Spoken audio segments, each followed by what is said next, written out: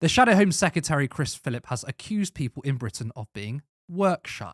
This is a clip from Nick Robinson's Political Thinking where Philp said that Britain needed to up its game. I picked up that habit at quite an early age, and I'm trying to give that to my own kids, and I think it's something I'd like to try and infuse more into our always work hard. So I, for example, used to deliver the local newspaper.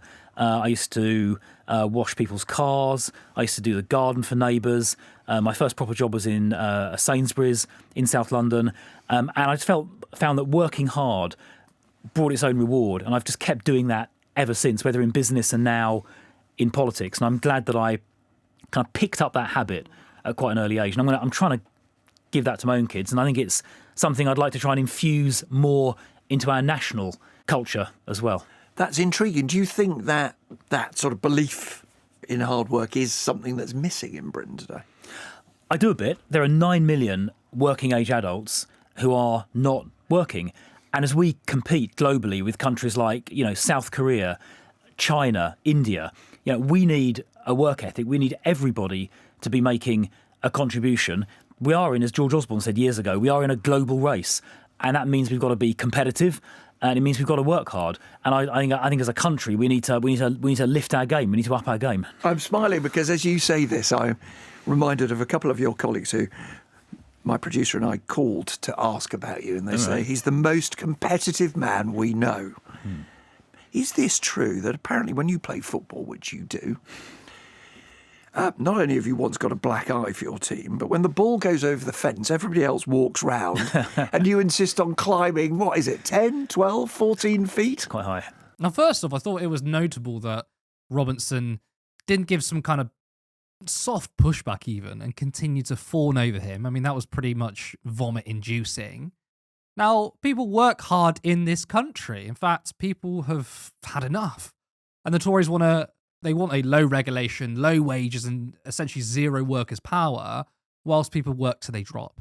Now, Philp has actually worked under Liz Truss, and she made similar arguments in the past. The former Prime Minister, Liz Truss, once co-wrote a book, Britannia Unchained, with 5 other Tory MPs that described British people as among the worst idlers in the world, and claimed too many people in Britain prefer a lion to hard work. Now, Labour have also responded to the comments made by Philp. A Labour spokesperson said after the Conservatives' economic failure left working people worse off, it takes some real brass neck for the Tory top team to tell the public that it's their fault. It's the same old Tories. They haven't changed and they've learned nothing. Now, productivity is down, but that's not laziness. But I would say because of our broken public services, long work hours, and I'd argue that we're not exactly a healthy society. I mean, our NHS is completely shot. Noffel, I want to get your reaction to Philp claiming that we're a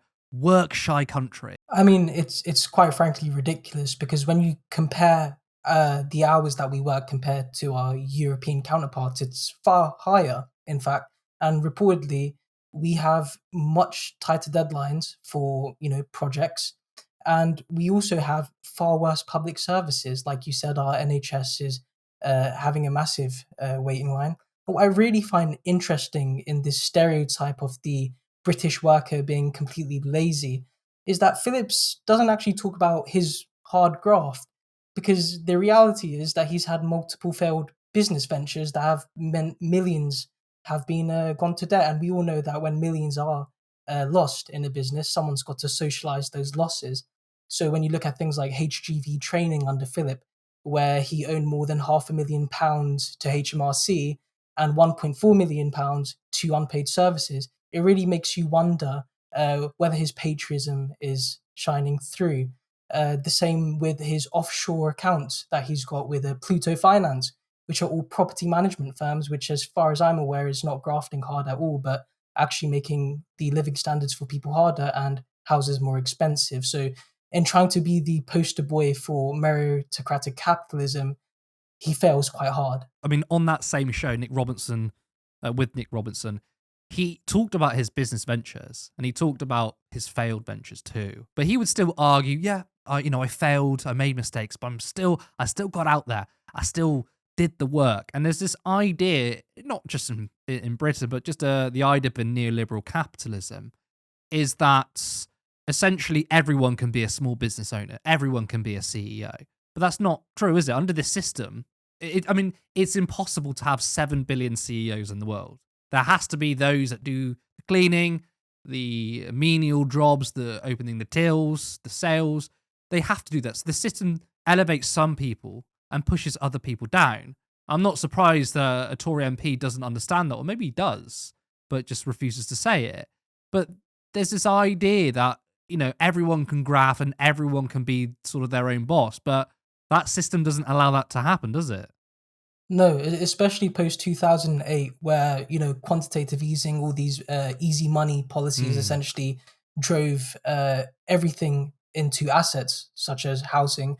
There's a lack of investment for small businesses even to thrive, and we've even seen Reeve's fiscal rules, instead of taxing the rich, gone to the national insurance contribution, which is obviously going to make it harder to employ people. You've really got to wonder, not just the Tories but also Labour, how is neoliberalism really going? It's in complete crises.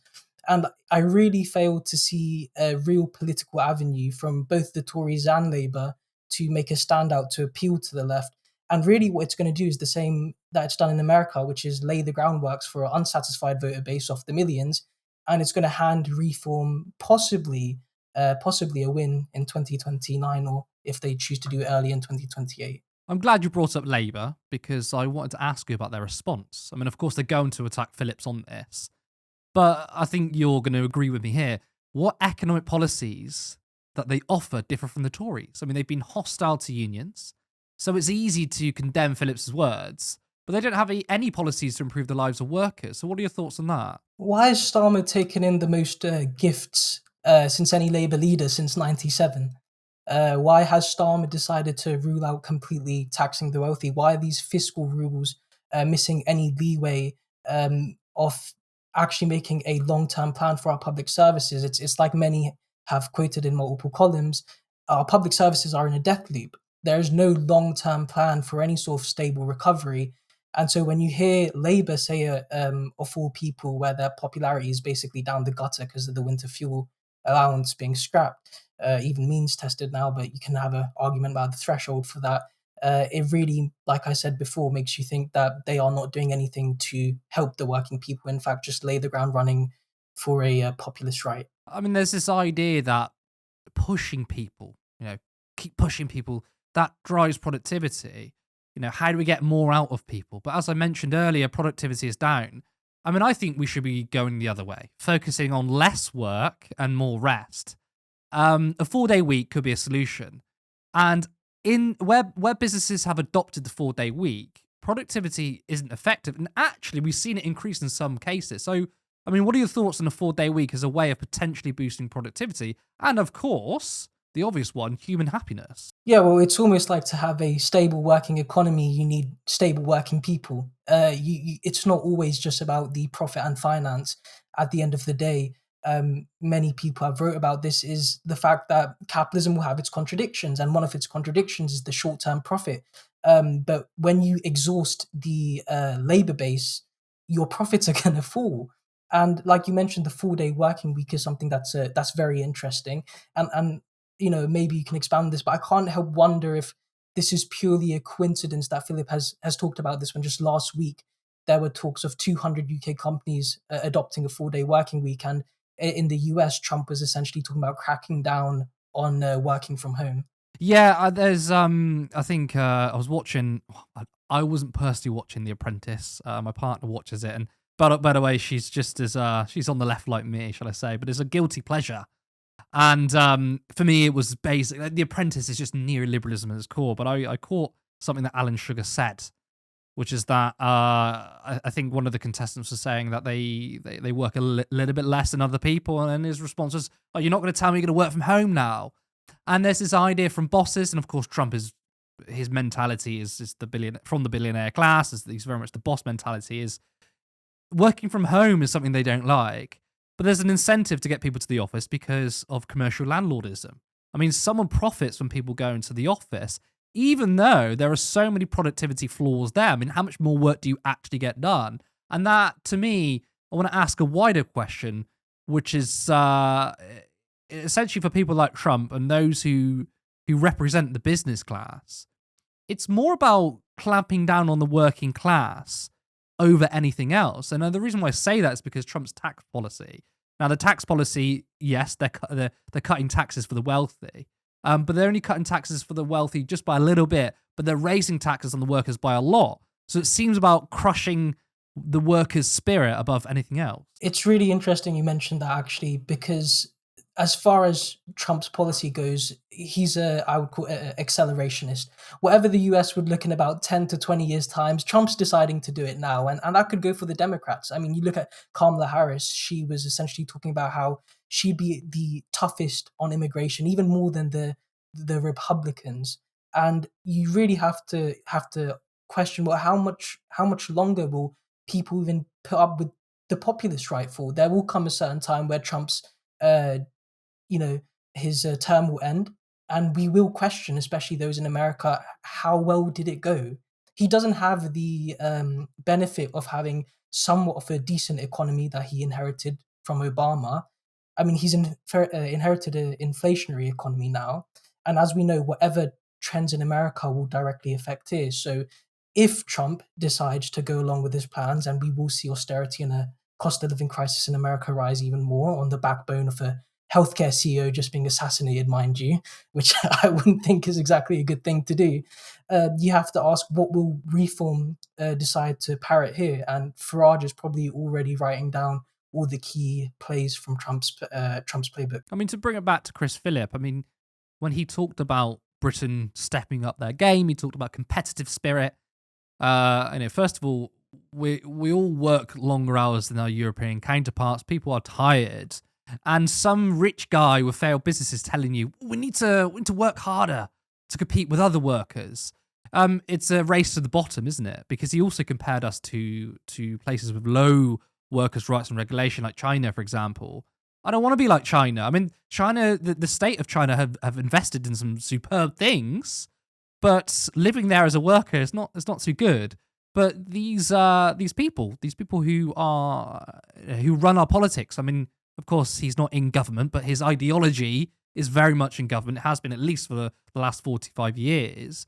Is to make us more tired, to destroy our spirit, have essentially a gig economy for everyone, and a lack of workers' rights. Yes, we'll be competing against China, but that's for the capital class to lavish, not us. It says it all because he quoted George Osborne, which laid the groundwork for austerity as well. So when we're talking about a global race, and you're quoting someone who essentially broke the public services, that would mean we'd have even a step in that global race. You've really got to wonder why we're taking any sort of advice, or the columns I've quoted, the brass neck Philp has as a parasite, to really, really talk about how people aren't working hard enough. And I'd even just like to mention, when he's talking about the hard work that he's essentially put in and he wants to instill to his children, Philp, despite having multiple failed business ventures, he never actually started up a company that was successful. One that I haven't mentioned yet is the fact that he, for a long time, parroted being a director of a company, but records show he was just a mere salesman, and said company was making £2 million in losses. So if we're going to take advice from Philp, it's not just to fail at capitalism, socialize the losses, but it's also to lie for some reason to make yourself far more appealing, which is literally not going to sit well with anyone. Support independent media, support social justice that's there on social media. Thank you. Turn left.